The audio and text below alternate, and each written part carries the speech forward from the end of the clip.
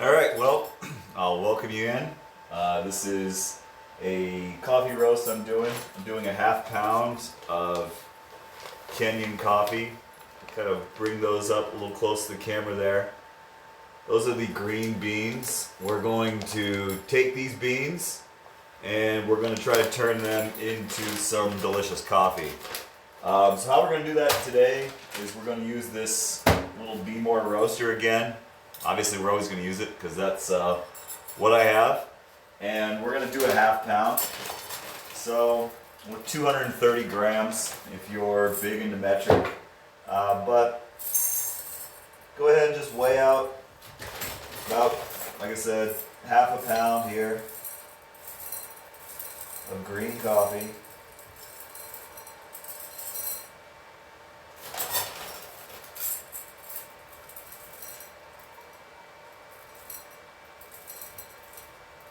So there's about a half pound.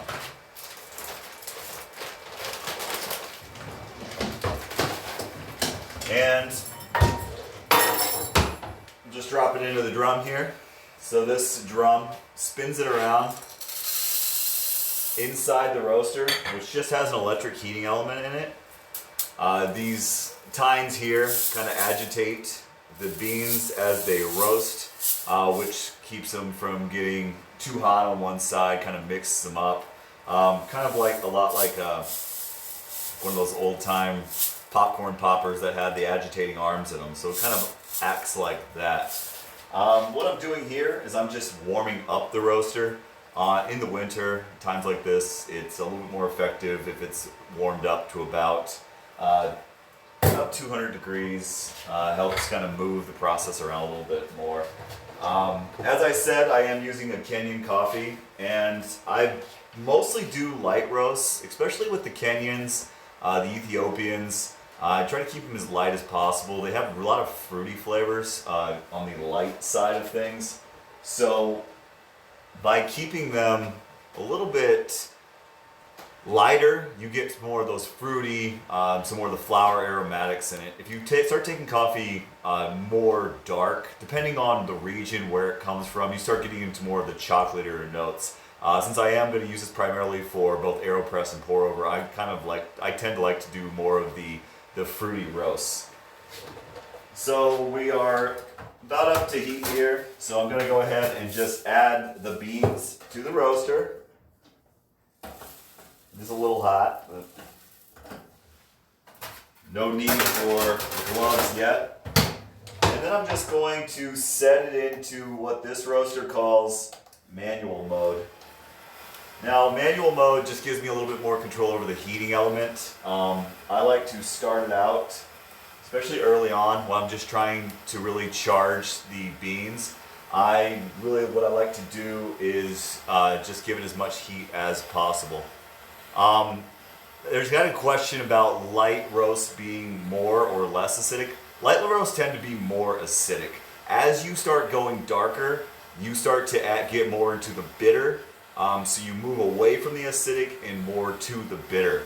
Acidic is one of those notes that, depending on who you're asking, they like it or don't like it. Again, I like the fruity. The fruity is going to be attached with the acidic. So with the fruity is going to come the acidic. Now, if you want a more, like sometimes people like to go to a medium or even a darker because they get a more full body. You move away from the acidic and you start moving towards the bitter. And I'm getting some new beans from Sweet Maria's, hopefully the next couple of days. And I'm getting a variety from Central America that I think will be really good to practice doing a medium and darker roast. And then by then, we'll go do some trials and start to see what kind of tastes we get. See if we are still getting that fruity note or if we can start creating chocolate notes and things. Okay, what's your question?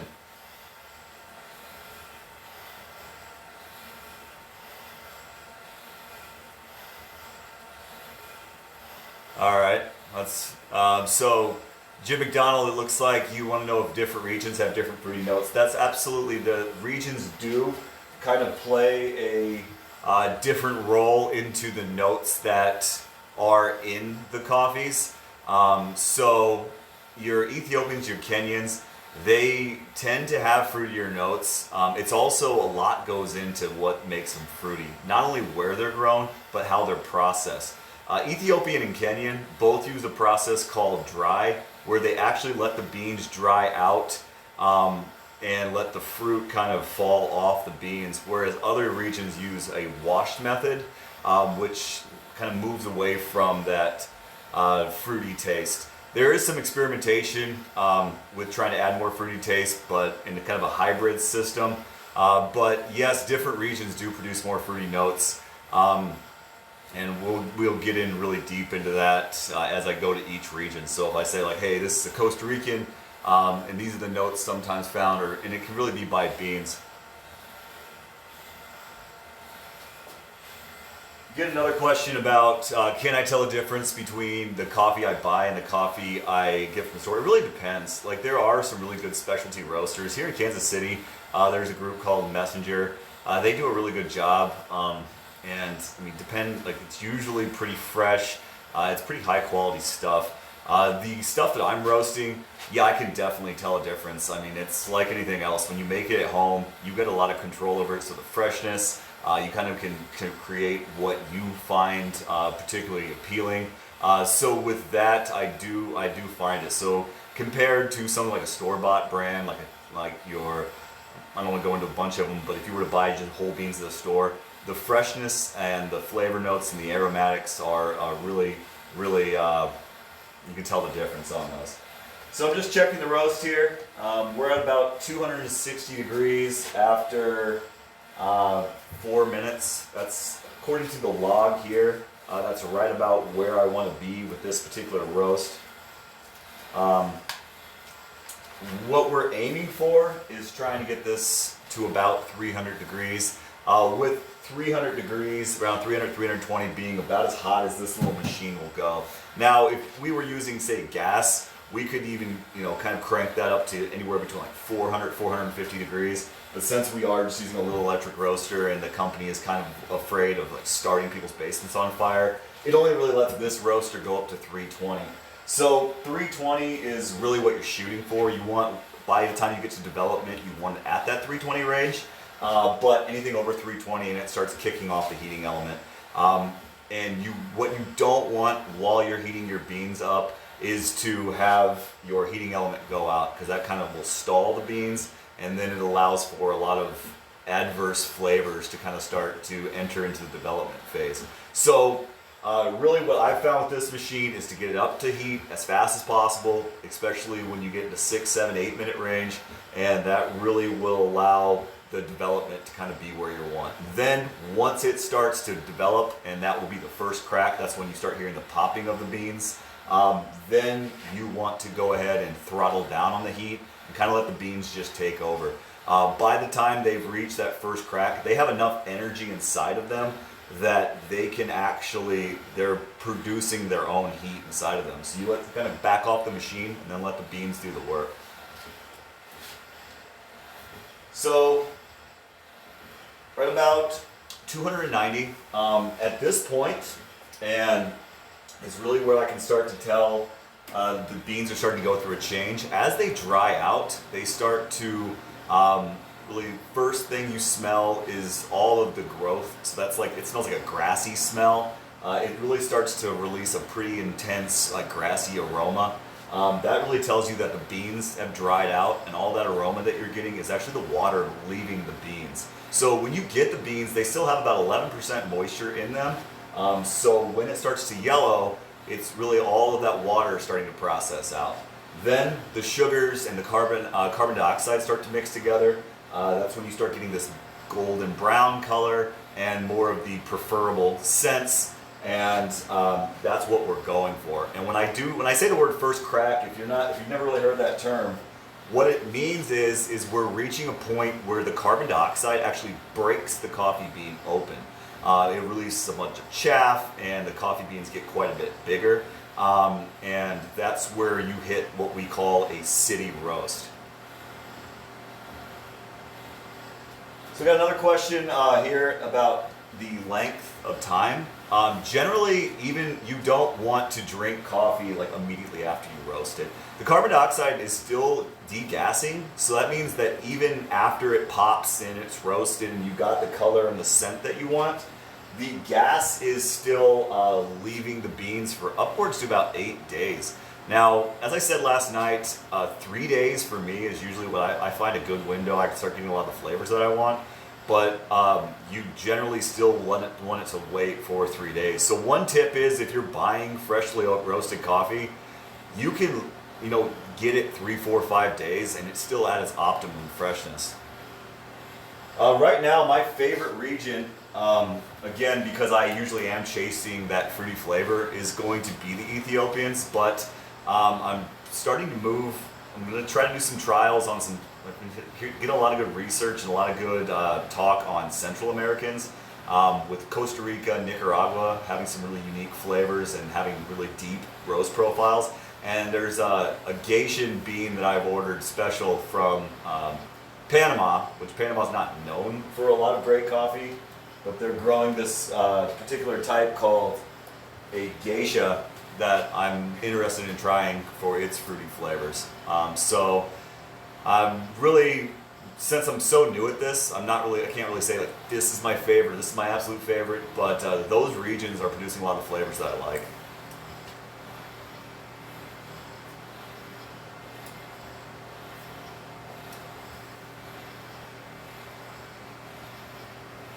So now we're reaching the phase where it's really starting to come together.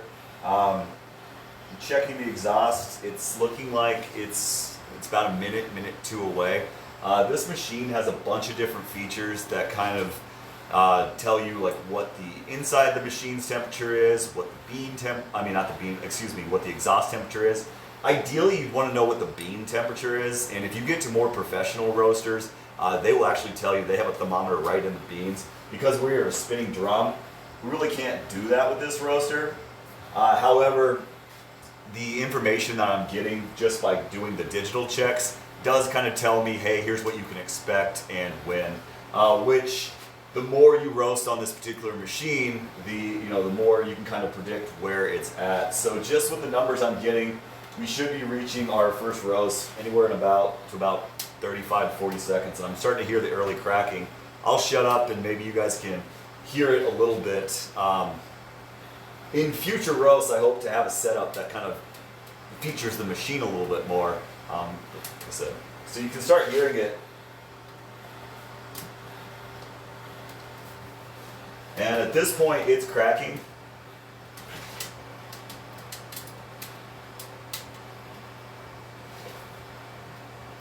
And it's now doing some development. I'm going to let it just sit and just kind of let it go through its own first crack for about 30 seconds, and then I will start the cooling process. The cooling process, if the makers of this machine were to see what I was doing, they would frown upon it, because I'm actually going to take the beans out of a hot machine and then quickly turn it back on so the machine can cool down. It is the most effective because, again, coffee is one of those things that it seems real simple from the start, but when you start getting into all the different flavors and all the different techniques, just something like external taking it outside and cooling it faster actually has a real big role it plays in how the flavors develop. Also, if it lets it sit in this kind of machine for too long, it kind of overcooks it. So I'm going to just let it sit for 30 seconds, make sure it's kind of where I'm at. The color looks good, it smells really good, all of my senses are kind of being activated here, and it's right about where I want to be. So I'm going to kick the machine off, I'm going to take these beans out. These mitts were actually given to me by my father-in-law. They are for barbecuing, but they really work good for grabbing hot baskets of coffee. So this is the roasted coffee, and you can still see all the chaff and all the garbage hanging down on it. I'm actually going to take it outside in this room and put it in a box that's attached to a vacuum cleaner, and that vacuum cleaner is going to suck some of the hot air off it. It's going to really increase the way that it cools down the beans.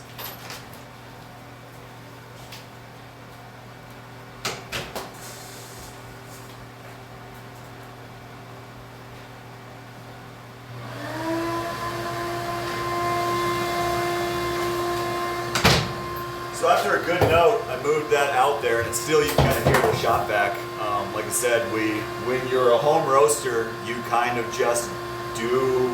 make the adjustments you can to get the best roast quality with some simple machines. So I have a shop vac running out there, cooling down the beans, and I'm not even using the built-in roaster. I get into a question here about what chaff is. Chaff is a part, so if you can look here and on the screen, this is actually what a coffee bean looks like. And I'm getting kind of a little bit of, sorry about the glare there, I mean I'm new to this. But chaff is this small membrane inside around the bean. It almost acts like a little bit of a protective coating. It's what is called the silver skin, and it's when the bean expands, the silver skin actually dries and breaks off of it. Chaff is not good for flavor, but luckily it does break off it, and it's very easy just to shake away. So after I've cooled it down a little bit in the vacuum cleaner, I will actually put it back in the roast basket, and I'll just give it a good shake, and that should take most of the chaff off the beans.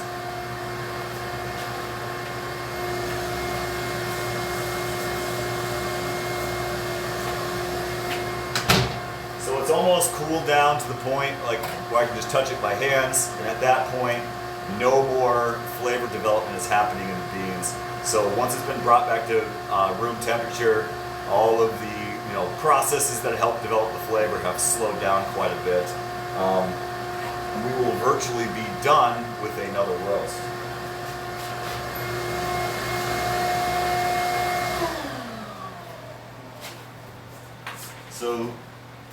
So you can see here, this is the finished product, and you can see that's that chaff. That's the undesirables. A lot like wheat. So like wheat and other seed plants that have chaff, that's what the chaff is there. So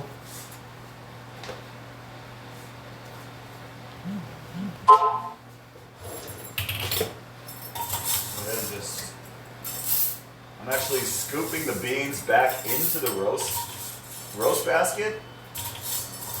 And this will just give me one more time to kind of shake the chaff off.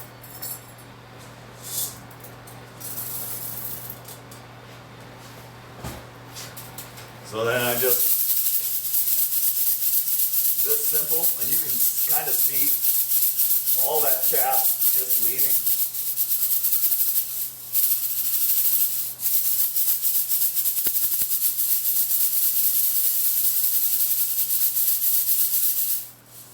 And there you go.